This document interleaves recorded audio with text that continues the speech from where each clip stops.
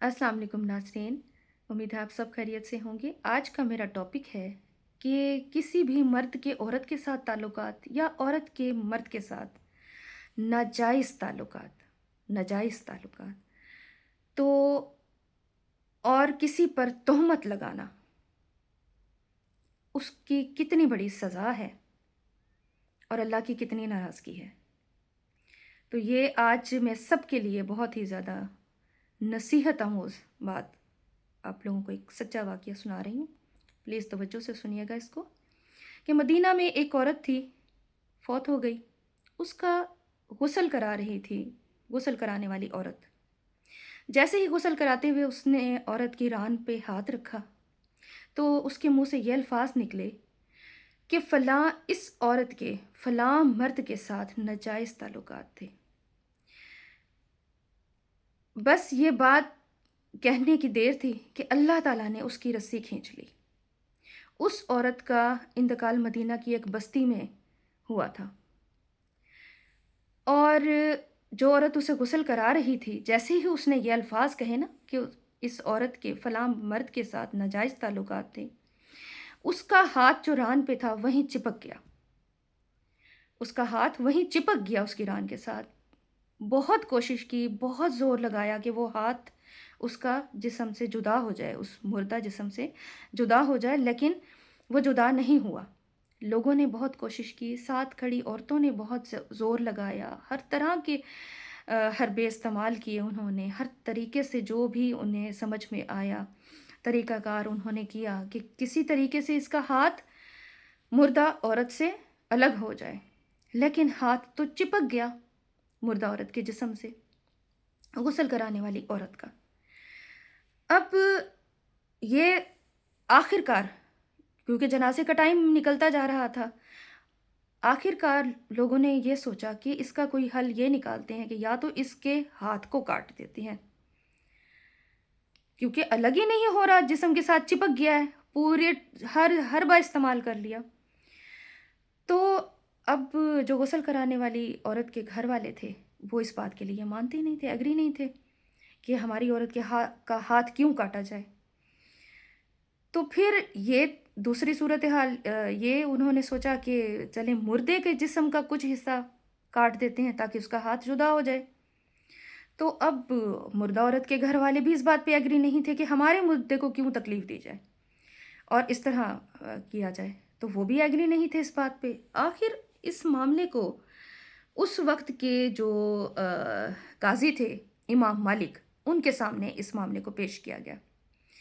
इमाम मालिक ने सारे वाक़ये की तहकीक की, छानबीन की, पूरी सूरत हाल पूछी कि क्या हुआ।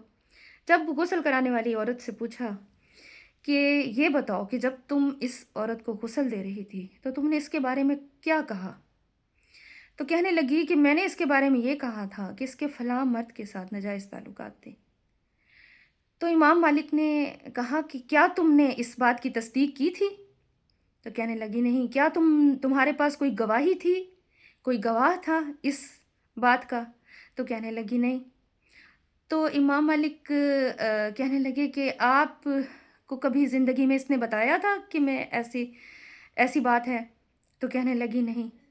तो उन्होंने कहा कि फिर तुमने मुर्दे पर तोहमत लगाई, फिर तुमने मुर्दे पर तोहमत लगाई, जिसकी तुम्हें ये सज़ा मिली है। अब इसके मुताबिक आपको 80 कोड़े लगाए जाएँगे। फिर उस औरत को 70 नहीं, 75 नहीं, पूरे 80 कोड़े मारे गए। जैसे ही 80 कोड़े मुकम्मल हुए, उसका हाथ मुर्दे जिस्म से अलग हो गया। मुर्दा जिस्म से उसका हाथ अलग हो गया। अब मेरे बहन भाइयों, ये सोचने की बात है कि कितना बड़ा गुनाह है तोहमत लगाना, कि जबकि आपको उस बात की तस्दीक नहीं है, आपके पास कोई गवाह नहीं है। और अल्लाह ताला फरमाता है कि तू दूसरे के ऐब छुपा, मैं तेरे ऐब छुपाऊँगा। तो हम किस तरह, किसी भी कोई मर जाता है शख्स तो उसकी बुराइयाँ शुरू कर देते हैं। अभी उसका जनाज़ा रखा होता है और हम उसके ऐब निकालने शुरू कर देते हैं कि ऐसा था, वैसा था, ऐसी थी, वैसी थी। ऐबों को ढाँपने वाला मेरा खुदा है।